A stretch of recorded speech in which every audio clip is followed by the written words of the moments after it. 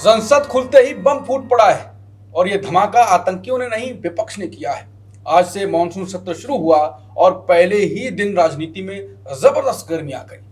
PM Modi ने media को संबोधित कर दुनिया को भारत की ताकत दिखाई, लेकिन विपक्ष को उनकी कुछ चुप्पियों ने और भड़का दिया।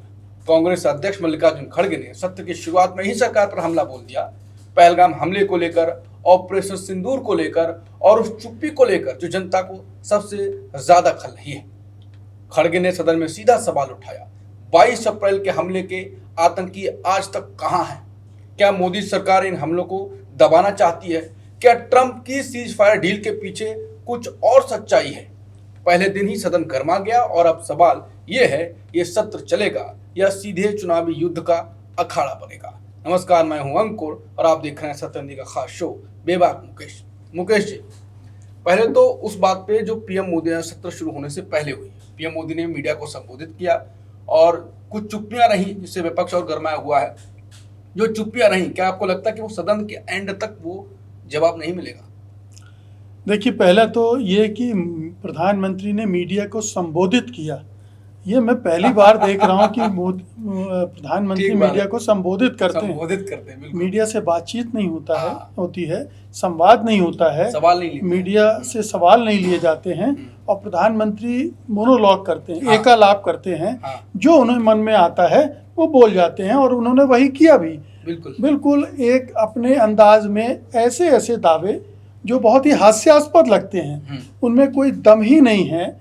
इतनी सारी चीज़ें पिछले पहलगाम हमले के बाद से आ चुकी हैं और उसके बाद जब प्रधानमंत्री ऐसी बातें कहते हैं तो लोगों को भी लगता होगा कि प्रधानमंत्री आखिरकार किस दुनिया में रह रहे हैं, या वो हिंदुस्तान की आवाम को मूर्ख समझते हैं क्या कि वो कुछ भी बोल देंगे और सब डाइजेस्ट कर लेंगे।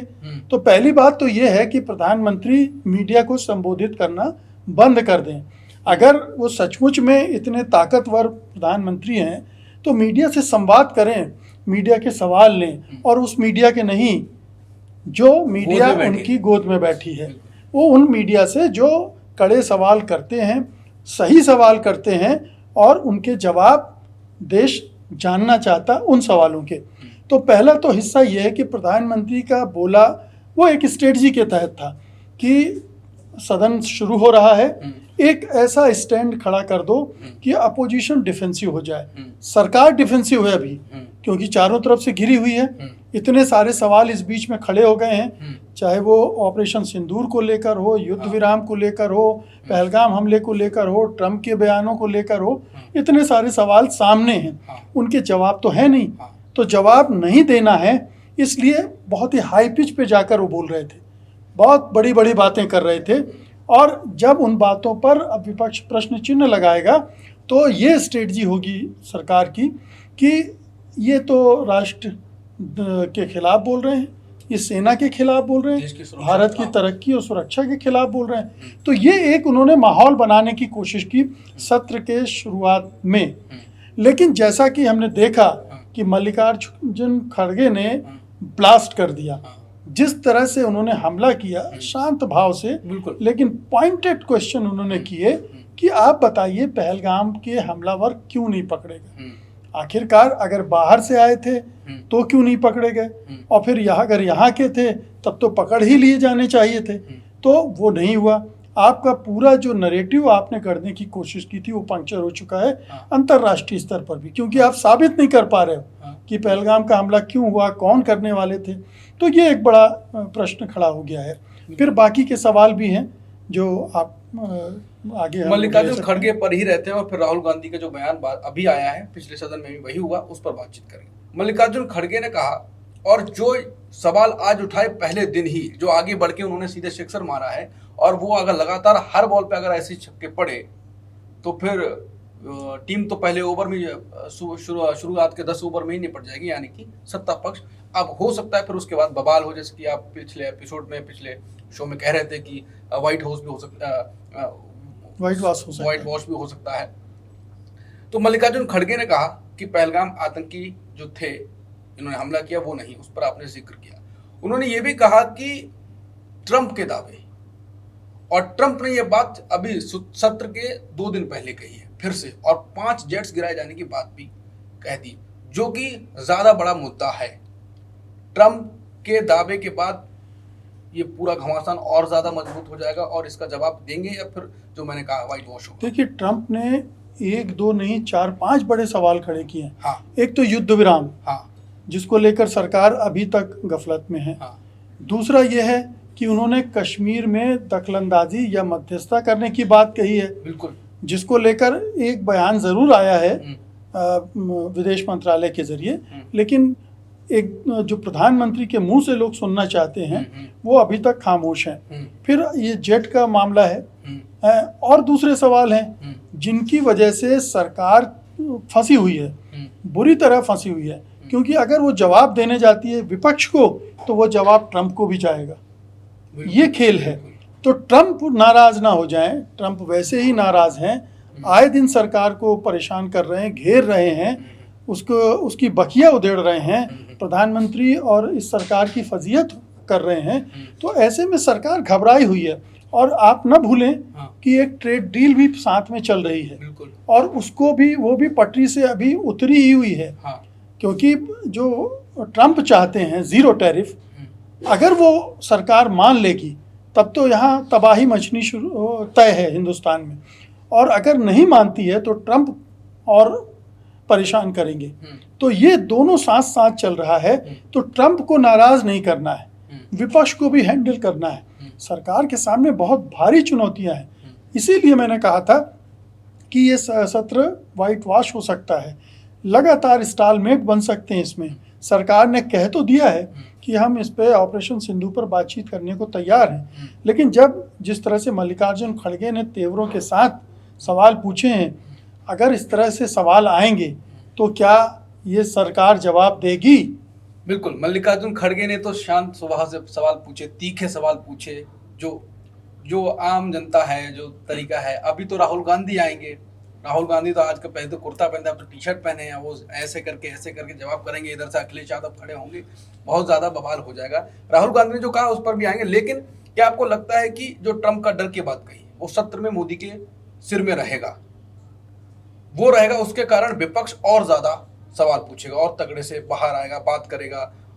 ये पूरा पहलगाम अटैक के बाद मोदी की जो छवि, विदेश नीति जो ध्वस्त हुई, उसके बाद और खराब हुई। ट्रंप के खिलाफ नहीं बोल रहे, और विपक्ष उस बात को इस सत्र के बाद जो मोदी की छवि खराब हुई और उसको नष्ट करेगा, और ये सत्र एक विपक्ष के लिए बहुत वैसा अच्छा रहेगा। देखिए, मेरा मानना है कि मोदी की छवि जो नष्ट हुई है, गिरी है, वो अब संभलने वाली नहीं। कुछ भी कर लें वो, और अब वो संभलेंगे नहीं, अब वो नीचे ही नीचे आनी है। और उसको बचाने की जितनी कोशिश की जाएंगी वो उल्टी पड़ेंगी, क्योंकि सवाल इतने ज्यादा खड़े हो गए हैं, उनके जवाब इस सरकार के पास है नहीं। और अगर जवाब देने जाएगी तो उसके कई दुश्मन खड़े हो जाएंगे। ट्रंप ही नहीं, इधर चीन भी है, उधर रूस भी है। ये तमाम लोग सरकार पर निगाहें लगाए बैठे हैं कि ये सरकार क्या बोलती है, किसके पक्ष में झुकती है, किसको जवाब देती है। तो ये तमाम ऐसे चैलेंजेस हैं इस सरकार के सामने जिनका मुकाबला करना बहुत कठिन होगा। और इसीलिए मैं कहता हूं कि ये सरकार ये कहेगी ये कि हम बात करना चाहते हैं, लेकिन बातचीत से भागेगी। इसके पास और कोई रास्ता नहीं। या 20 दिन कैसे जाएंगे? 20 इसी तरह से जाएंगे, खींचतान होगी, रोज वॉकआउट होगा, स्थगित होगी संसद, फिर बातचीत, एक स्टालमेट भी बन सकता है, गतिरोध होगा। पता चला 2 दिन 3 दिन संसद नहीं चली, फिर हो सकता है कि पिछले सत्रों की तरह सांसदों के खिलाफ कार्रवाई होने लगे, इसको हटाना जाएगा, उसको निकाला जाने लगे। ये तमाम चीजें होंगी, क्योंकि जो दोनों सदनों के अध्यक्ष बैठे हैं वो निष्पक्ष नहीं है, वो ईमानदार नहीं है, वो संविधान और जो रूल बुक है संसद के कार्रवाई की, उसके हिसाब से संसद नहीं चला रहे हैं। तो ये टकराव होना लाजमी है। और दूसरी बात यह है कि सत्ता पक्ष का जो स्ट्रेटजी है वो ये है कि विपक्ष को देशद्रोही घोषित कर दो, कि ये जो भी सवाल पूछ रहे हैं, सब बातें काम आएंगी। सत्ता पक्ष तो ये भी कहेगा कि हर दिन इतने करोड़ खर्च हो रहे हैं, एक घंटे में इतने करोड़ खर्च होते हैं, और ये विपक्ष है ये सुनता नहीं है हमारी बात, हमें और बोलने नहीं देता, उल्टा करेगा। ये इस बार चलेगा, क्योंकि मीडिया पर कब्जा है। पूरा जो गोदी मीडिया है, व्हाट्सएप है, सोशल मीडिया है, इस पर इनकी एक प्रोपेगेंडा मशीनरी दिन रात काम कर रही है। तो वो इस नैरेटिव को आगे बढ़ाने की कोशिश करेगी और ऑलरेडी कर रही है और उसका असर भी होगा। अब ये है कि इस मौके का इस्तेमाल विपक्षी दल संयुक्त रूप से कैसे करते हैं। हम देख रहे हैं कि विपक्षी दल यानी इंडिया गठबंधन में थोड़ी सी अनबन है, फूट है। आम आदमी पार्टी बाहर जा चुकी है, इधर टीएमसी भी अलग थलग दिख रही है। अब महाराष्ट्र में जो डेवलपमेंट हो रहे हैं उसमें उद्धव ठाकरे कौन सी करवट लेंगे पता नहीं है। तो इस सूरत में अपोजिशन यूनाइट होकर वो फाइट दे पाएगा कि नहीं दे पाएगा, इसको लेकर भी चिंताएं हैं। तो ये ध्यान रखने की बात है कि अपोजिशन किस तरह से यूनाइट होकर, संयमित होकर सरकार को बिना कोई मौका दिए उसको कैसे कटघरे में खड़ा करती है और उसको एक्सपोज करती है। आखिरी सवाल, राहुल गांधी ने संसद में जाने से बाहर ही ये कहा कि ये जो हमें नेता प्रतिपक्ष मैं हूँ, मेरी जिम्मेदारी है, मुझे ये बोलने दें, लेकिन ये कभी बोलने नहीं देते। यानी कि वो सदन का पहला दिन है सत्र का और उसके जाने से ये पहले बात कह रहे हैं। राहुल गांधी को रोकने की कोशिश, तो उन्हें पता कि हाँ मुझे रोकने की कोशिश की जाएगी। राहुल गांधी एक नया हथियार कुछ लेके आएंगे, क्या करेंगे इस बार की? बस देखिए, ये मुझे लगता है कि राहुल गांधी की पेशबंदी है। ये भी एक दबाव बनाने की रणनीति है कि मुझे बोलने नहीं दिया जाएगा, जाता है। और ये एक परसेप्शन बन भी चुका है लोगों में कि हाँ राहुल गांधी को रोका जाता है, बार बार रोका जाता है, ना बोलें, या जब बोलने के लिए खड़े होते हैं तो तमाम तरह के व्यवधान पैदा किए जाते हैं। तो ये तो हकीकत भी है। लेकिन राहुल गांधी ने सत्र की शुरुआत में ही ये कह के जो सत्तारूढ़ ट्रेजरी बेंच है उसको एक डिफेंसिव मोड में ला दिया कि आप लीडर ऑफ अपोजिशन को रोकें ना, ठीक है, उसको बोलने दें। ये डेमोक्रेसी का तकाजा है, संसद के नियम कानूनों का तकाजा है कि लीडर ऑफ अपोजिशन को पर्याप्त समय दिया जाए अपनी बात रखने का। तो उन्होंने उसके लिए एक पेशबंदी कर दी है और इसका लाभ उनको मिलेगा। दूसरी बात यह है कि उनका एक अपना अंदाज है और आप ये देखिए कि राहुल गांधी ने जितनी बातें कही वो एक एक करके सही साबित होती हैं। अब वो इन्हीं में से कुछ और चीज़ें लेकर आएंगे और उनके पास अब पर्याप्त गोला बारूद है। अब तो मतलब ढूंढने की भी ज़रूरत नहीं है, इतनी खामियां इस सरकार की उजागर हो गई हैं कि वो उनके आधार पर बहुत जमकर हमले कर सकते हैं। उनको डिफेंड करना सरकार के पक्ष के लिए मुश्किल होगा। इसीलिए मैं कह रहा हूँ कि ये डिफेंड करने के बजाय संसद से भागने की कोशिश करेंगे या लोगों को दूसरे मुद्दे पर ले जाने की कोशिश करेंगे।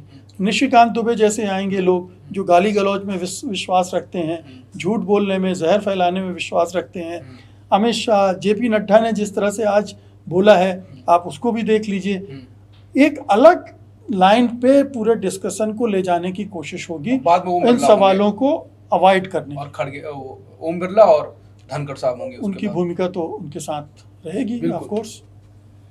ये जो किया जाएगा वो मुकेश जी ने अभी बता दिया है पहले दिन ही, और जैसा कि राहुल गांधी ने पहले दिन ही कह दिया कि पेशबंदी कर दी है और वो उसके लिए तैयार हैं। और क्या होता है, क्या वो उनको बोलने इस बार देंगे? अगर बोलने दिया तो ये सबको मालूम है कि जिस प्रकार के मुद्दे हैं वो विपक्ष के सवाल नहीं है, वो आम जनता के सवाल हैं। ये सवाल मोदी के जो भक्त थे, जो मोदी के बीजेपी के लोग थे, उनकी तरफ से भी गूंजे, वो भी गुस्सा कर रहे थे, वो भी हो सकता है जानना चाह रहे हों। अब ये हम देखेंगे कि सत्र में क्या होगा क्या नहीं होगा, आपके सामने हम रिपोर्ट लाते रहेंगे। तब तक के लिए नमस्कार। और हाँ, अगर आपने हमें सब्सक्राइब नहीं किया है तो सब्सक्राइब कर लें, और सत्य हिंदी का एक ऐप भी है, उसे भी डाउनलोड कर लें। नमस्कार।